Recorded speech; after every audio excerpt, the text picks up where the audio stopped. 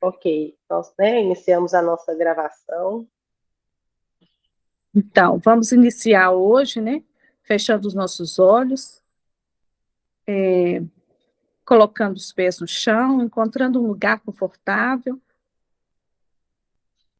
Vamos respirar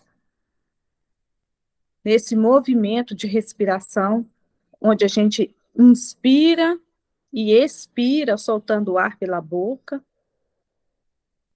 E quando a gente tem consciência da respiração, a gente inspira a vida e expiramos tudo aquilo que não queremos carregar. Todos aqueles sentimentos que vêm para tirar nossa atenção, todos aqueles pensamentos de preocupação, de ansiedade, tudo aquilo que nós carregamos durante este dia de hoje e que nos pesou. Então, neste momento, você respira e, ao soltar a respiração pela boca, você faz esse movimento consciente de que você está se liberando de todos esses pensamentos, de todas essas emoções, e que você se esvazia e entra em contato com o seu eu interior. Vai lá no fundo e encontra aquele lugar confortável onde você pode ser quem você é. Livre de julgamentos, livres do juiz, livres da vítima que mora em nós, sem culpa. E nos esvaziamos de nós, nos esvaziamos do nosso ego. Inspira e expira conscientemente, liberando-se do ego e deixando esse espaço vazio criador. Não é um vazio qualquer, é um vazio criador, porque nós recebemos esta graça, nós recebemos este poder de criar, de transformar, de decidir, de compreender. Então, deixemos-nos ficar nesse vazio para que possamos compreender, partilhar e estender tudo aquilo que nos for dado hoje, neste momento.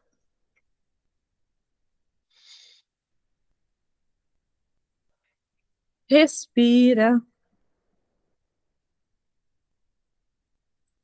E aos poucos, quando você estiver em contato contigo mesmo, no seu estado de presença, aqui e agora, você pode abrir os seus olhos e voltar aqui para essa sala, para que possamos iniciar os nossos trabalhos de hoje.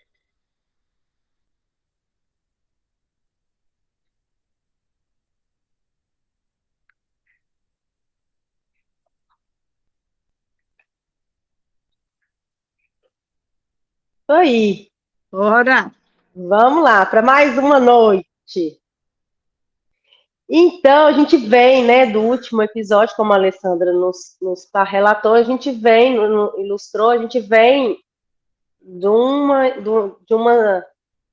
sistema como se fosse um filme, né, de uma linhagem, como se a gente tivesse vindo de vivendo um filme, né, o último sim, módulo que a gente passou.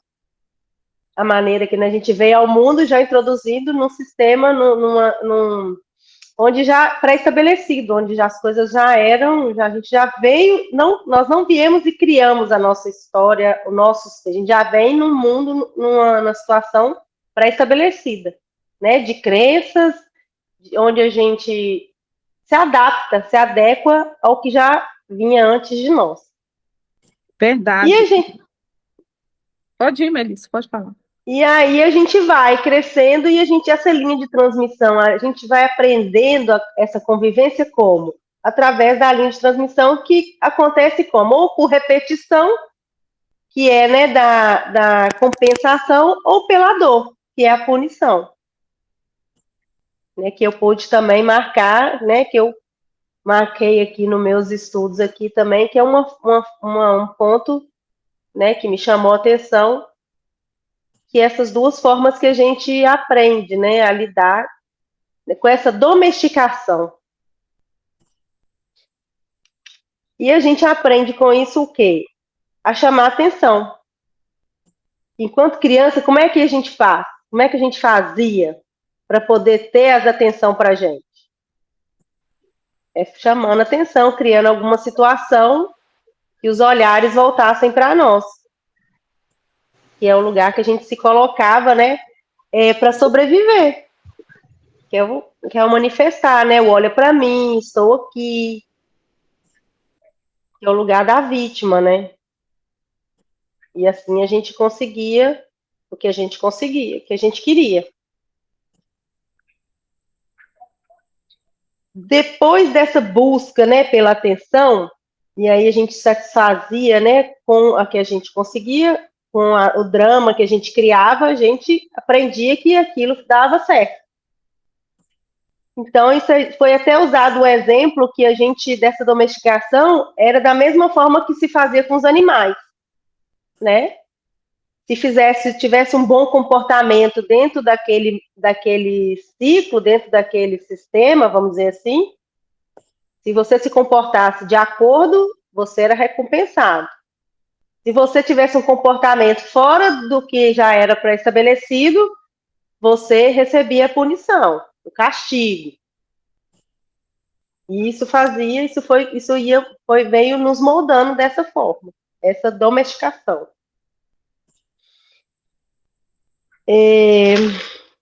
Alguém pontuou mais alguma coisa nessa questão da domesticação? No início a gente acha estranho, né, assim, a forma, mas à medida que a gente vai entendendo o contexto, a gente vai, né, vendo a coerência, né, da forma. Uhum.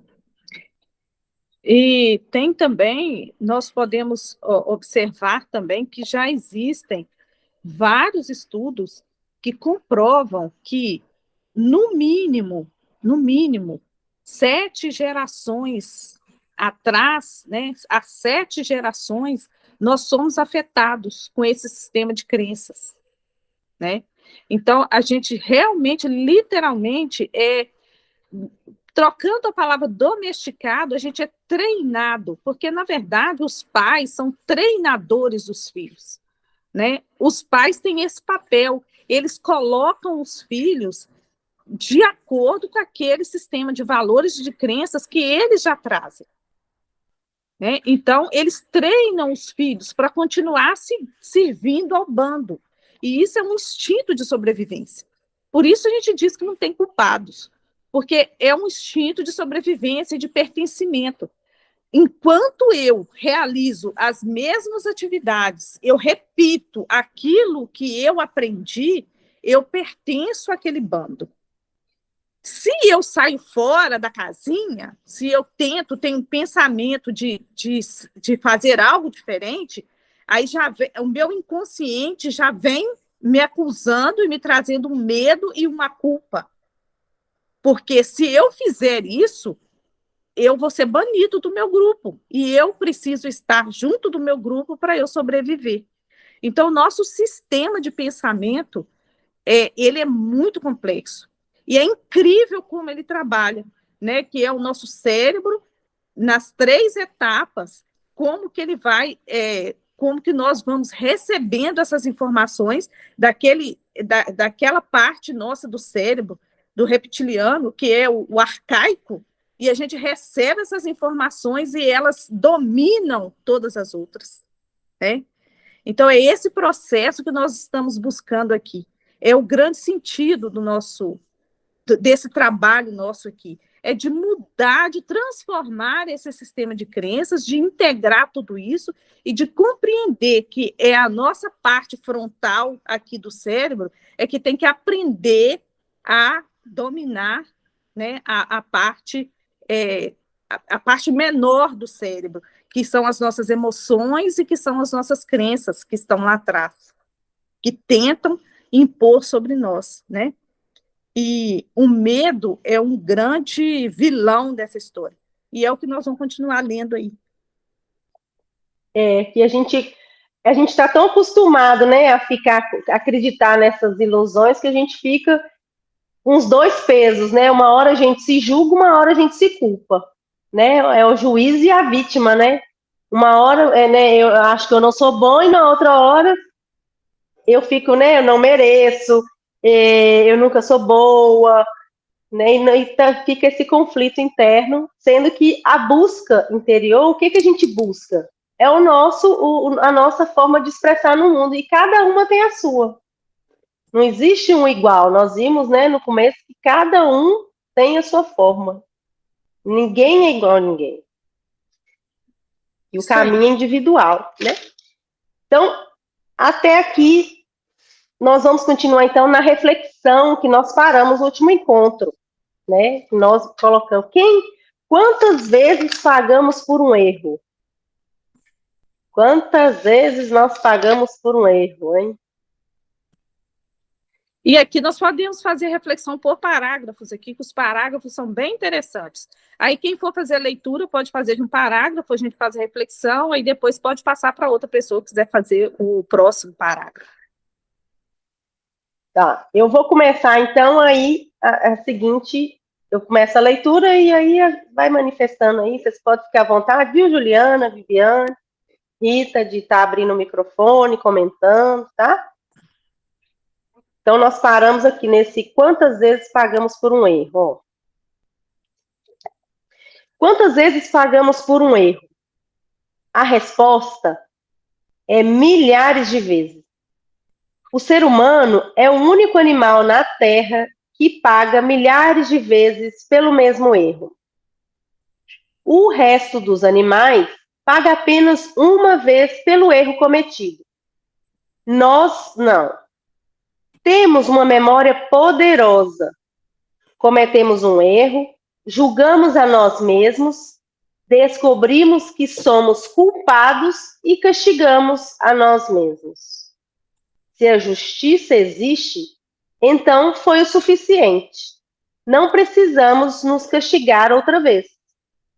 Mas cada vez que lembramos, julgamos a nós mesmos outra vez. Nos declaramos culpados outra vez e punimos a nós mesmos outra vez e outra ainda. Se tivermos uma esposa ou marido, ela ou ele também ajudarão a lembrar de nosso erro, de forma que nos julgamos, condenamos e castigamos ainda outras vezes.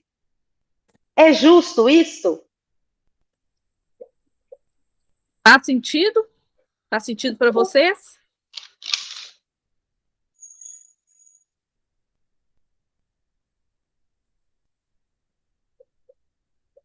Quem não faz isso? Ou quem faz isso? É isso mesmo. É o não merecimento aqui. Eu confesso que eu cometo isso comigo. Quem se culpa instantaneamente está buscando um castigo, porque se eu sou culpado, eu mereço um castigo. Então, toda vez que eu me considero culpado de algo, eu vou procurar uma forma de me castigar por aquilo. E aí, então, nós começamos a trabalhar dessa forma. É tão forte isso em nós que nós nem percebemos que a gente está fazendo isso. A gente fica remoendo as coisas. Às vezes a gente percebe, nossa, eu pisei no tomate, eu fiz uma bagunça, mas eu não consigo ir lá e limpar aquela bagunça, fazer o que é possível, o que não é possível. Já estragou o tomate, não tem como voltar com o tomate do mesmo jeito, mas eu vou lá e limpo da forma que der para limpar. Mas o tempo inteiro, ao invés de eu limpar aquilo ali e passei a régua, limpou, e eu esqueci e pular para frente, parece que o meu filme vai rodando e de vez em quando ele volta lá naquele tomate que eu estraguei e eu faço uma nova reflexão em cima daquilo, encontro uma nova culpa. Eu podia ter feito de outro jeito, Mas podia ter acontecido assim. E aí, novamente, eu vou lembrar daquilo, eu vou me considerar, achar uma outra culpa diferente e eu vou buscar um novo, vou buscar uma nova condenação para mim. E eu fico fazendo isso muitas vezes, gente. Quantas vezes a gente vê as pessoas vão conversar com a gente e lembram de coisas que aconteceram lá atrás e elas estão remoendo aquilo e contam como se ela estivesse vivendo aquilo naquela hora. Com a mesma dor e o mesmo sofrimento. Né? Não tem que ficar remoendo, né? Porque se aconteceu, já, tipo assim, igual você falou, já limpou, já consertou aquilo, não tem que ficar colocando tanta coisa na mente de novo, né? Ficar se culpando, porque, na verdade, só fica entulhando aquilo que a gente já está livre, a gente ficou livre, aí daqui a outro tempo volta com o mesmo assunto, quer dizer, vou colocando só entulhos, né? Só entulho. Realmente. E muitas vezes a gente fala assim, se eu pudesse voltar no tempo, né? Pudesse voltar ao tempo, mudava tudo que eu tinha feito. Fica remoendo. Isso, verdade. Eu coloquei um post lá outro dia, acho que foi no Instagram que eu coloquei, falando sobre isso, né? Sobre a gente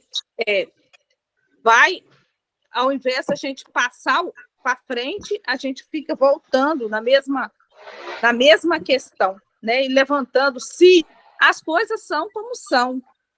E a gente sofre porque a gente fica pensando, se fosse diferente. Não existe se fosse. Se acontecesse assim, não existe esse se. Né? Então, o sofrimento nosso vem disso daí. Porque as coisas são como elas são. Foi como foi. Foi como tinha que ser. Exatamente. Não bastasse o mundo julgar a gente mesmo vira um carrasco, né? Ei, Isso. Vivi. Tá joia? Tá joia. Nós encontrando aqui, né, menina? Coisa boa. Uma analogia legal para isso é como se a gente tivesse uma ferida, na hora que cria a casquinha, você arranca ela. Isso. Excelente. Excelente. Não vai Exatamente. parar nunca. E as feridas emocionais, né, que ficam gravadas no nosso cérebro e toda hora você acessa ela. E aí somatiza no corpo, né? Isso mesmo.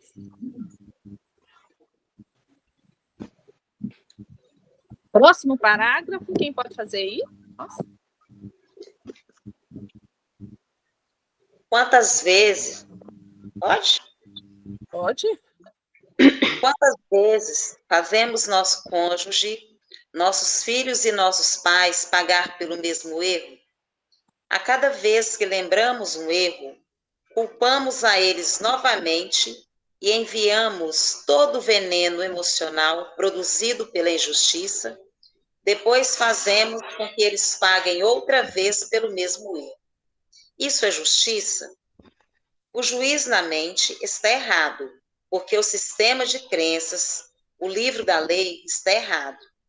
Todo sonho é baseado em leis falsas.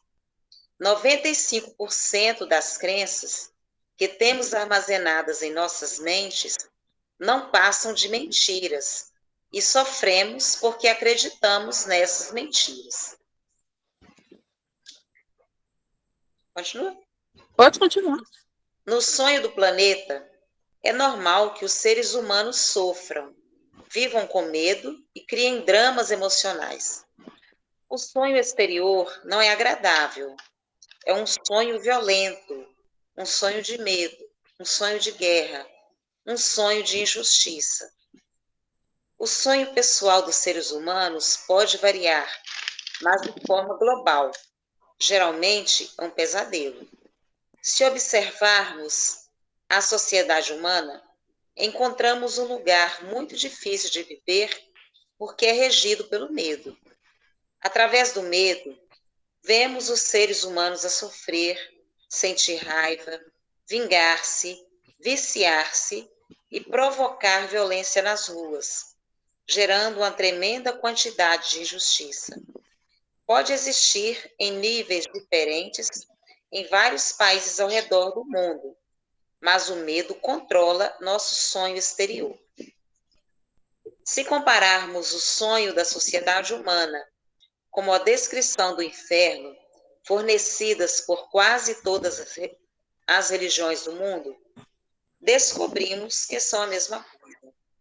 As religiões dizem que o inferno é um local de punição, de medo, dor e sofrimento.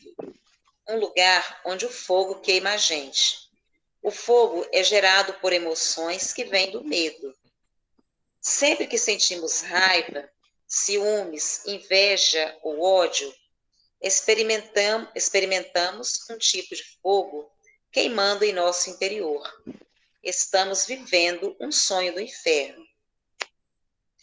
Se você considera o inferno um estado de espírito, então ele se encontra ao nosso redor. Os outros podem nos prevenir de que, se não fizermos o que eles dizem que devemos fazer, iremos para o inferno.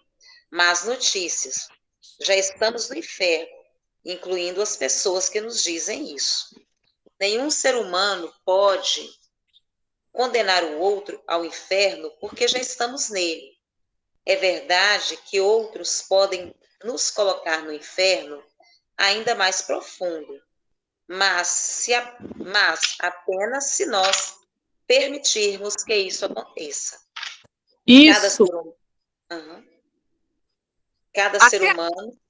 Pode falar. Pode ler esse parágrafo aí, Rita? Reler?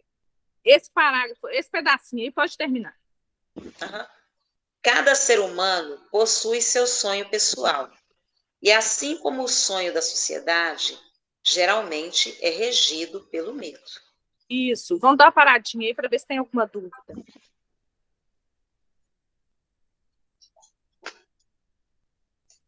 Tudo ok até aqui, gente? Tem alguma consideração, alguma dúvida, algum comentário que alguém gostaria de fazer? Eu achei muito forte esse aí do medo. Falando do medo da gente. Eu tenho medo de dirigir no BR, né? Aí eu pensei, meu Deus, eu tenho que vencer esse medo. Eu também. Mas porque são coisas que a gente vai escutando, né? Vai vendo, acontecendo com as outras pessoas, e a gente absorve isso. E isso é uma coisa que eu tenho que enfrentar, que eu tenho que resolver na minha vida. Eu preciso resolver isso na minha vida. E vou resolver. E é isso mesmo, isso vem, né, das gerações, vem falando com a gente, a mãe da gente, a avó da gente, o tio da gente, e a gente vai absorvendo aquilo e acha que a gente não é capaz. Mas eu tenho que vencer esse medo na minha vida. E o medo paralisa, né? O medo paralisa. Paralisa. Não deixa mas uma vez eu enfrentei, mas eu tenho medo. Medo paralisa. E essa comparação com a vida, né, que a gente leva, a vida que a gente leva com o inferno, é o quê? O que é o inferno na visão da gente? É essa opressão, é o medo, é a insegurança, é a angústia, é a tristeza, é a punição. A raiva. Então, a raiva. Então, assim, a gente, quando coloca pra gente que a gente já vive no inferno, é porque a gente vibra isso o tempo todo. As raivas que a gente passa. E quando a gente encontra com uma pessoa que tá assim, né, super de boa, a gente acha que a pessoa tá... Que mundo que você vive, né? Como se fosse normal viver no inferno.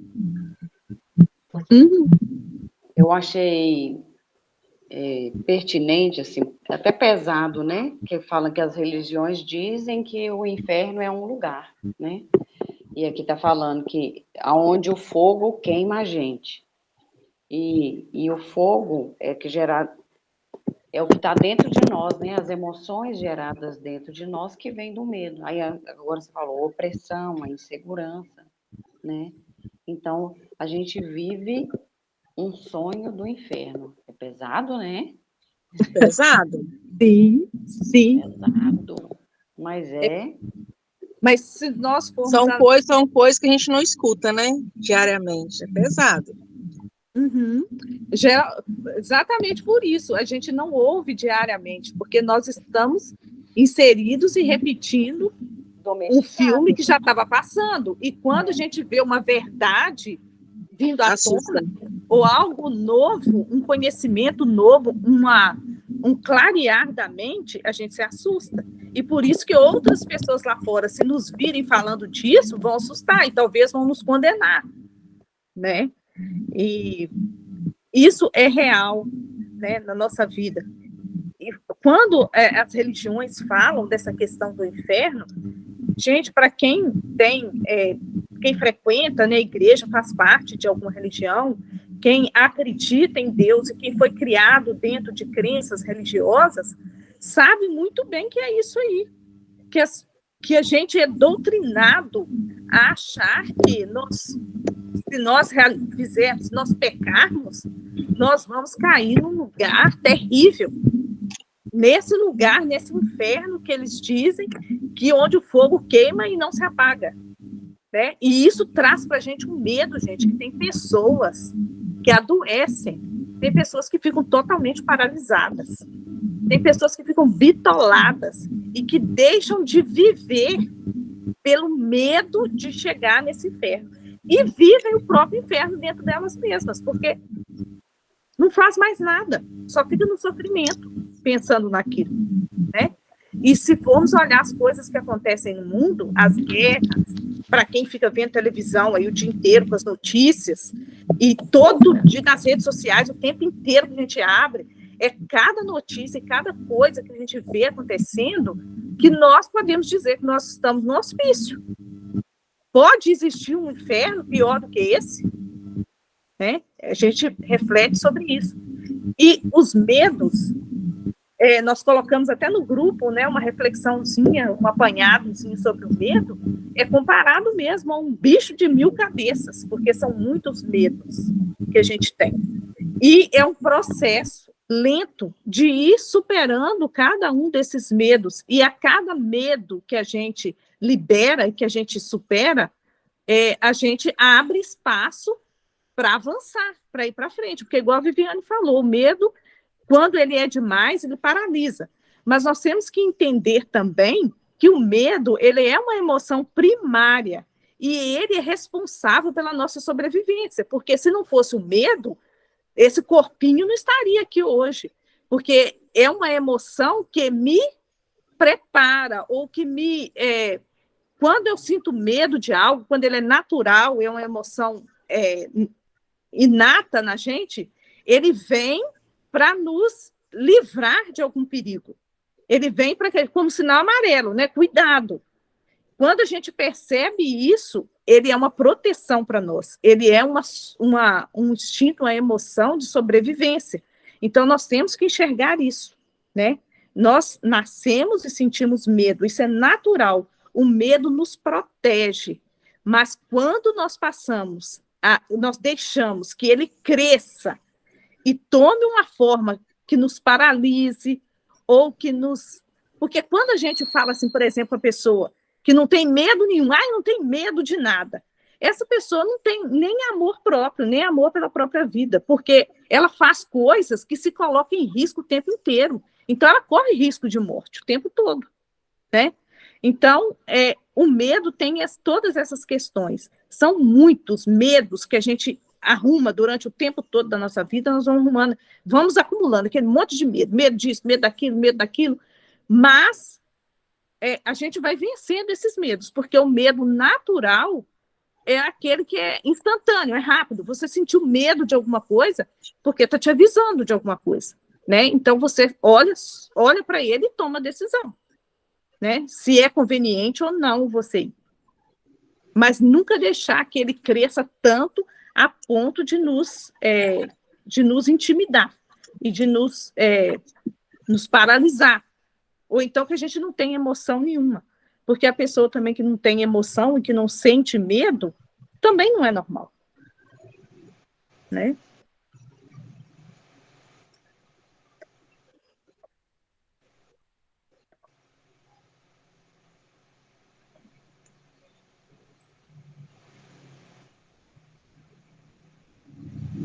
essa frase que a Rita, né, leu aí, cada ser humano possui o seu sonho pessoal. E assim como o sonho da sociedade, geralmente é regido pelo medo. É essa construção, né, que a gente vê aí, dessas informações que chegam e a gente acredita que não é possível, né, pelas limitações que nos são impostas.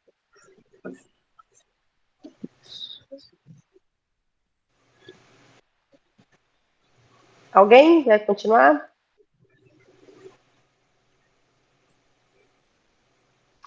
Vou ler então. Aprendemos a sonhar o inferno em nossa própria vida, em nosso sonho pessoal.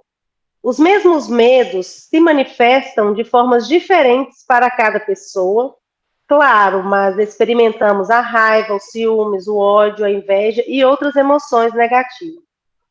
Nosso sonho pessoal também pode se tornar um pesadelo constante, onde sofremos e vivemos em estado de medo. Porém, não temos necessidade de sonhar um pesadelo. É possível fabricar um sonho agradável. Toda a humanidade busca a verdade, a justiça e a beleza. Estamos numa busca eterna pela verdade, porque apenas acreditamos nas mentiras que possuímos armazenadas na mente. Estamos procurando justiça porque no sistema de crenças que adotamos não existe justiça. Procuramos pela beleza porque não importa quão bela é uma pessoa, não acreditamos que essa pessoa tenha beleza. Continuamos procurando sem parar, quando tudo já está em nosso interior. Não existe verdade a encontrar. Sempre que voltamos nossas cabeças, o que vemos é a verdade. Mas com os compromissos e crenças que temos na mente, nós não temos olhos para enxergar a verdade. Não enxergamos a verdade porque somos cegos. O que nos cega são as crenças falsas que temos em nossas mentes. Temos a necessidade de estar certos e de tornar os outros errados.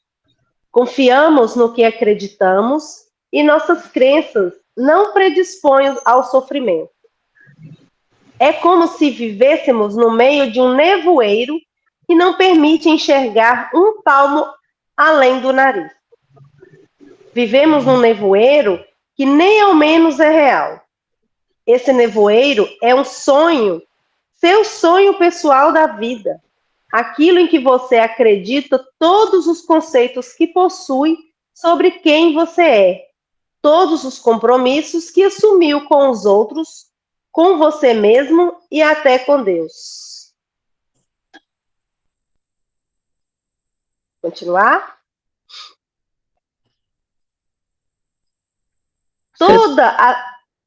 Toda a sua mente é um nevoeiro que os toltecas chamam de mitote. Sua mente é um sonho em que 1000 pessoas conversam ao mesmo tempo e ninguém entende o outro. Essa é a condição da mente humana, um grande mitote. Com essa grande mitote, você não consegue enxergar o que realmente é. Na Índia, eles chamam o mitote de Maya, o que significa ilusão. É a noção pessoal do eu sou.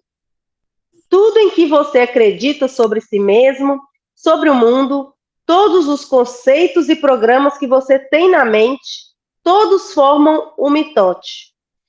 Não conseguimos ver quem realmente somos. Não conseguimos perceber quem não somos livres. Por isso, os seres humanos resistem à vida. Estar vivo é o maior medo que os homens possuem.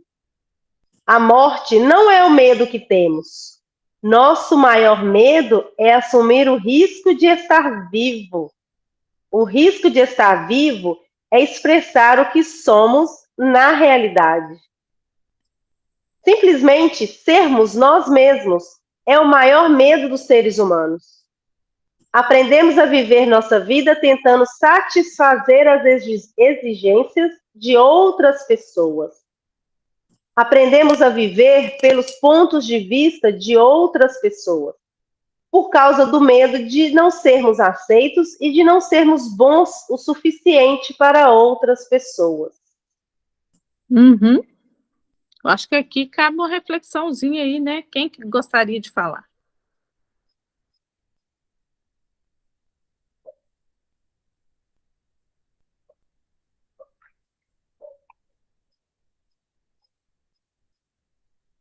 É a aceitação, né?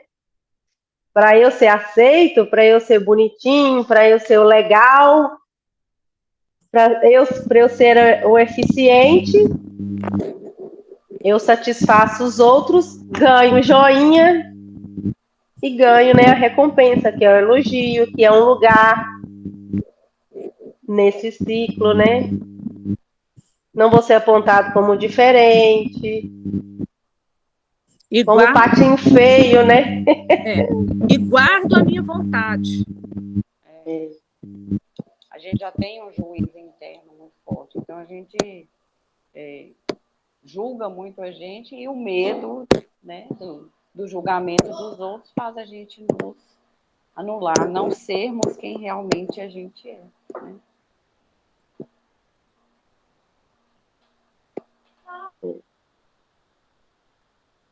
O melhor lugar para nós e o lugar onde nós encontramos paz, que nós podemos sentir paz, é o lugar onde a gente pode ser quem a gente é, sem ficar preocupando com o que o outro vai pensar de mim, ou em fazer aquilo.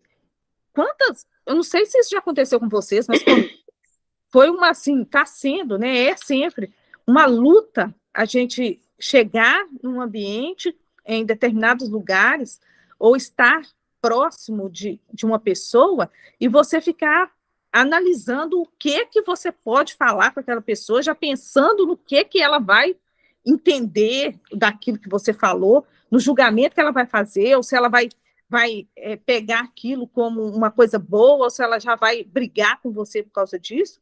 E a gente vive nessa corda bamba, né? De ser, quando a gente vai encontrar com alguém ou está em determinado lugar, a gente coloca uma máscara e vai. E aí, quando a gente chega em casa, a gente coloca outra máscara, que é aquela que a gente fica com as pessoas de dentro de casa. Mas, na maior parte do tempo, a gente não é livre, a gente não é quem a gente é.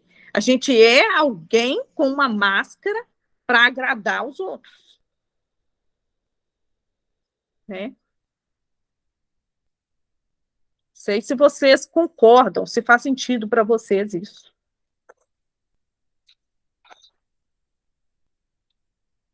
E vocês concordam quando fala, né, no início aqui dessa parte que a gente leu, que toda a humanidade busca a verdade, a justiça e a beleza? E que isso não está fora, vocês conseguem identificar que essa busca, que a gente busca fora, no exterior, essas respostas, mas que a gente normalmente não encontra fora?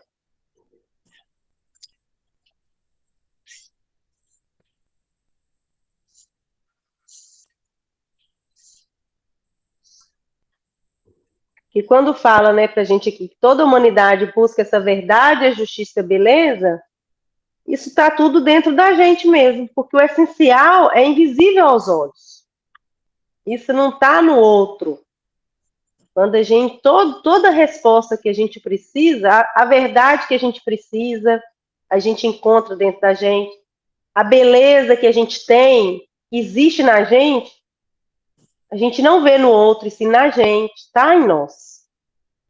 Então, o que a gente vê no outro, como no início do estudo, o que a gente vê no outro é o reflexo do que a gente enxerga em nós mesmos. Então, tudo que tem no outro, o outro tem em mim também. Então, quando a gente consegue identificar essas verdades, as belezas que a gente tem, e essa justiça que a gente busca no outro, dentro da gente, a gente consegue se colocar nesse lugar de força, nesse lugar onde a gente tem esse poder que a Alessandra está, né, pontuando. Esse lugar certo e coerente, onde é o nosso lugar. Uhum. Na verdade, nós temos a questão, temos o problema dentro de nós e também dentro de nós temos a solução. Para tudo que acontece, para tudo, exatamente para tudo. O problema e a solução está dentro de nós. Então, podemos pensar nisso. Isso é uma frase que a gente pode guardar e ir meditando, né? A minha questão, a resposta está comigo, está em mim, né? Às vezes a gente está com uma questão e a gente fala, não, eu preciso de... É lógico, em várias situações, e a gente chega num ponto que a gente precisa de ajuda. Ajuda no sentido de conhecimento, que é o conhecimento que nos liberta, que nos ajuda a encontrar. Mas, na verdade, a ajuda que nós procuramos no outro é só porque o outro, ele é o caminho. Ele é o caminho, ele é a resposta de Deus. Na verdade, quando a gente está procurando, buscando uma resposta para algo que está acontecendo comigo, eu vou encontrar isso nos meus irmãos, nas outras pessoas. Porque o nosso corpo serve para isso, para mostrar, para dar essa resposta para o outro, daquilo que ele precisa resolver nele mesmo. Então, a gente acende a nossa luz e, a partir do momento em que a gente está acendendo a nossa luz, nós estamos dando a oportunidade do outro de ver como a gente acendeu essa luz. Então, cada um acende a sua própria. Porque nós não acendemos a luz de ninguém. Né? Então, nós temos o problema, mas também nós temos a solução, porque Deus é perfeito. E nós somos imagem e semelhança de Deus. Então, se nós temos uma questão, é porque nós temos a solução dessa questão. E essa questão, com a sua solução, é o nosso aprendizado, para a gente evoluir. Porque se tudo tivesse quietinho, se tudo tivesse linear, para onde a gente ia ficar só nesse linear a vida toda? Não existe isso. Porque a gente não ia crescer. Então, a gente só evolui, a gente vai para um nível maior, né, um nível superior, quando a gente tem os desafios, quando vem as questões e a gente vai solucionando. Então, quando a gente entra nesse conflito e busca soluções, ele nos impulsiona a buscar uma solução. E essa busca de solução é mais um degrauzinho da escada que a gente sobe, né, no caminho da evolução. Então, nossa vida é isso, é você ir resolvendo esses conflitos, às vezes lá em cima, outras vezes lá embaixo, e linear poucas vezes, mas é assim que a gente vai subindo um degrau de cada vez na escada da evolução. E eu já fiz uma experiência de ter uma situação que me incomodava muito. E, assim, me deixava raivosa, contrariada, sabe? Me deixava muito agitada. O que eu fiz? Eu escrevi ela no papel, coloquei, não estou conseguindo lidar com essa situação. Eu escrevi a situação. Quando eu escrevi, eu tive uma sensação. Pois que quando eu li, as respostas vieram no consciente, sabe? Quando a gente começa a ler e ouvir, quando a gente traz para externaliza aquilo que a gente fica na mente, como se a gente falando, a gente escuta a gente mesmo e o corpo da gente reage. E ali eu consegui. Aí eu fui anotando tudo que vinha na minha mente. As vozes, né? Igual nós vimos o texto. Um monte de voz falando na mente.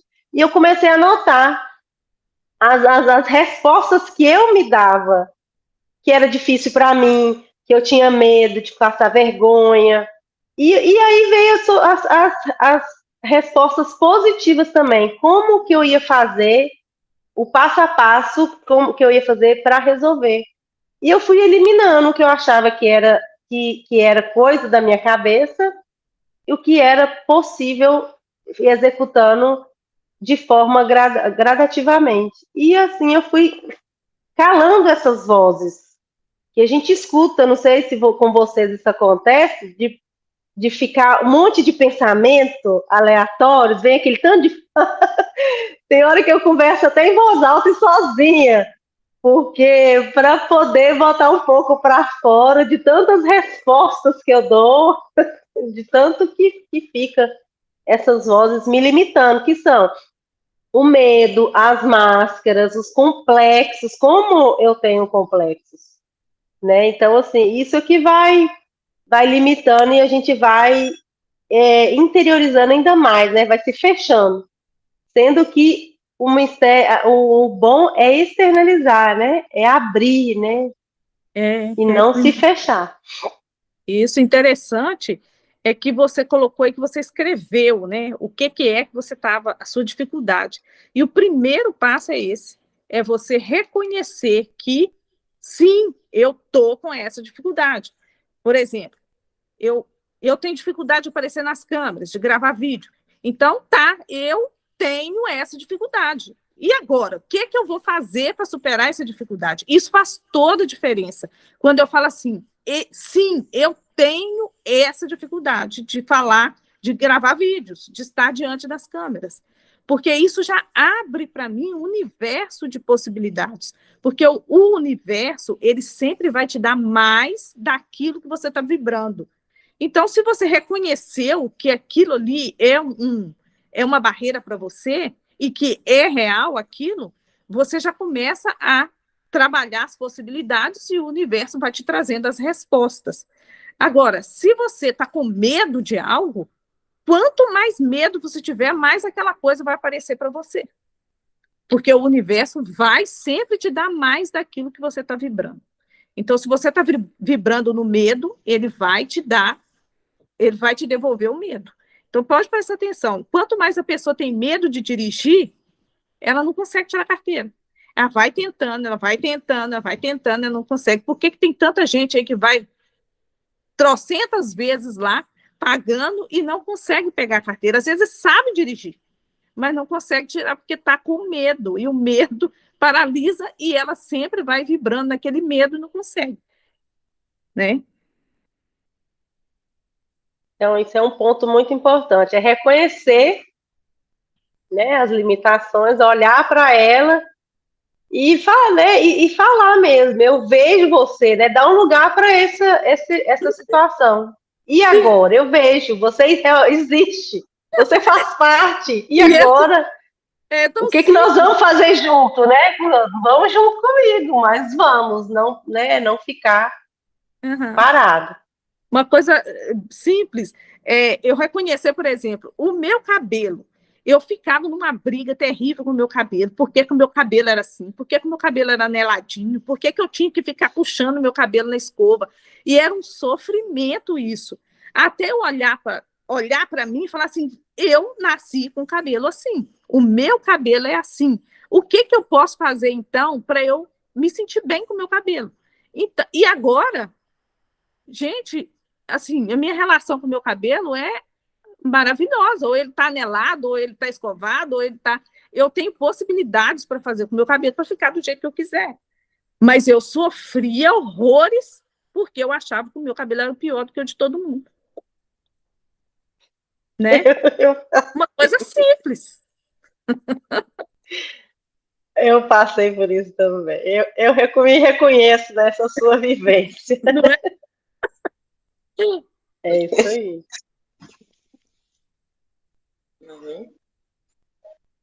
Então a gente pode, eu acho que já está dando 8h30. O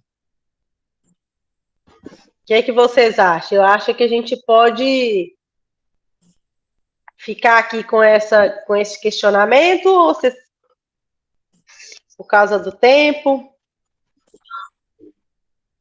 Tem quantos minutos? De repente dá para a gente ler só esse restante aí, sem fazer comentários, a gente lê até no próximo capítulo aí. Às vezes dá para a gente fazer a leitura, uma pessoa só faz a leitura e depois a gente vai anotando aí as observações para a gente fazer no próximo. Ótimo. Dá tempo? Temos que ver Viviane, Juliane. Ok.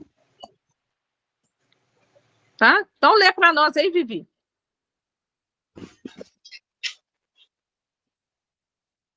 Não te ouvi. Meu óculos está ruim hoje, não estou conseguindo. Ah, tá. Então tá. Alguém aí, lê para nós. Vou ler. Então tá. Durante o processo de domesticação, formamos uma imagem do que é a perfeição para tentarmos ser bons o suficiente. Criamos uma imagem de como devemos ser para sermos aceitos por todos.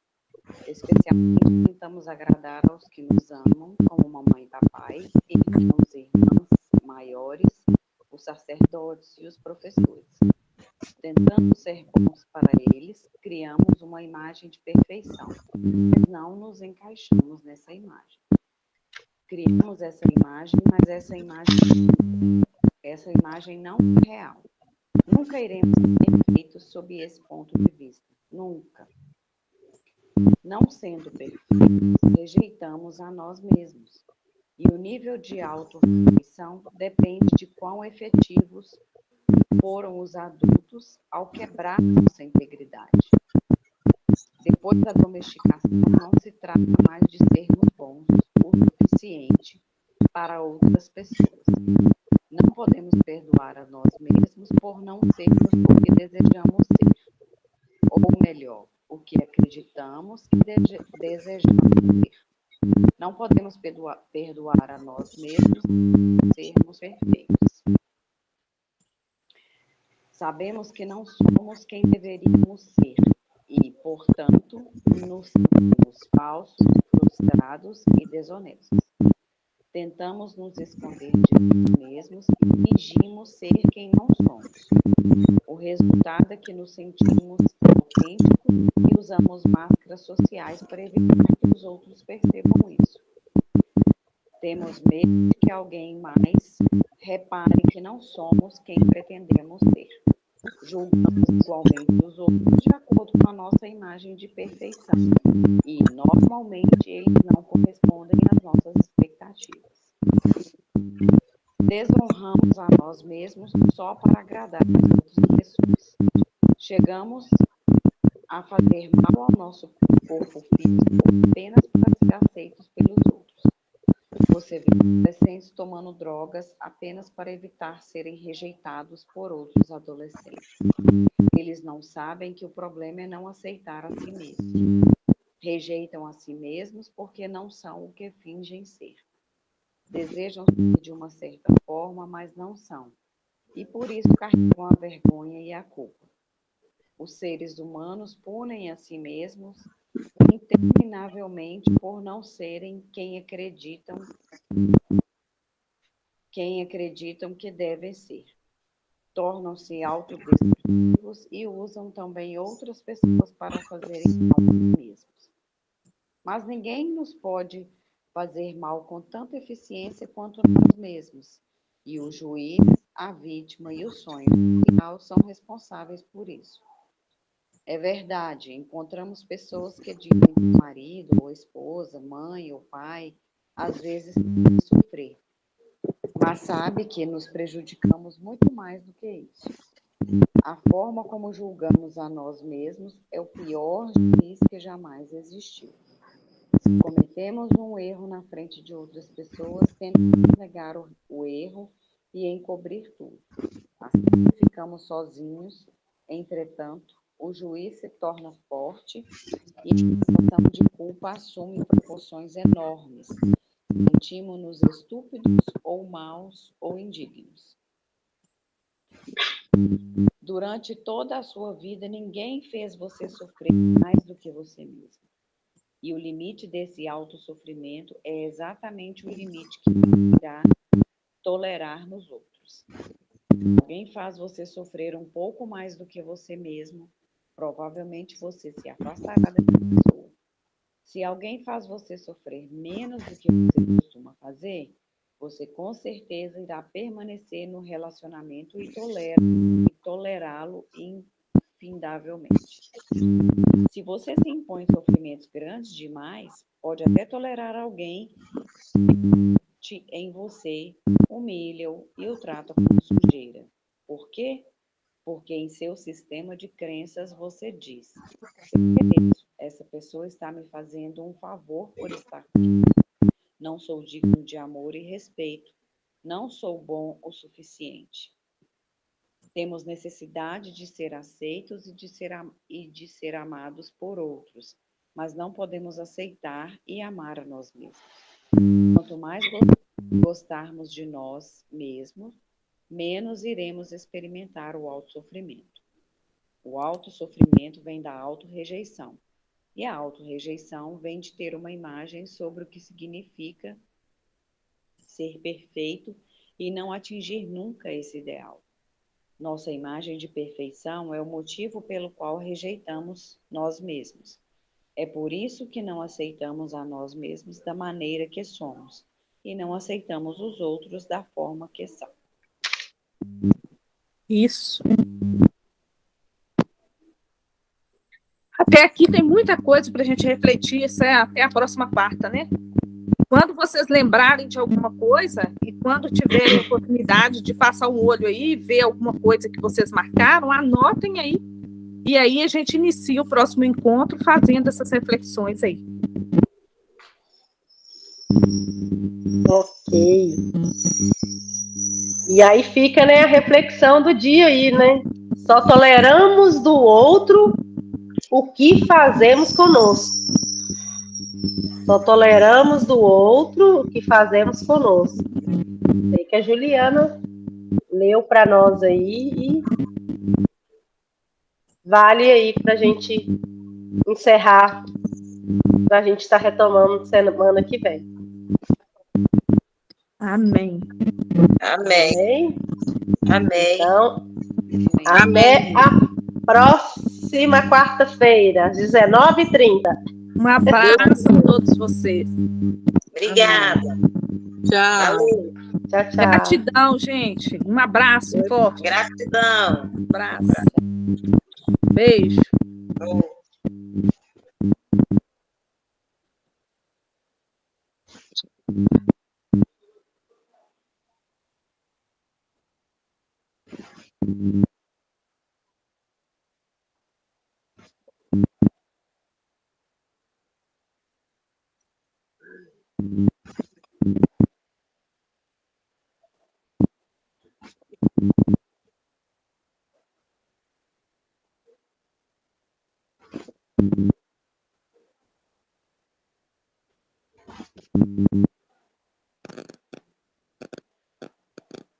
Uai, gente, como é que eu não tô conseguindo sair?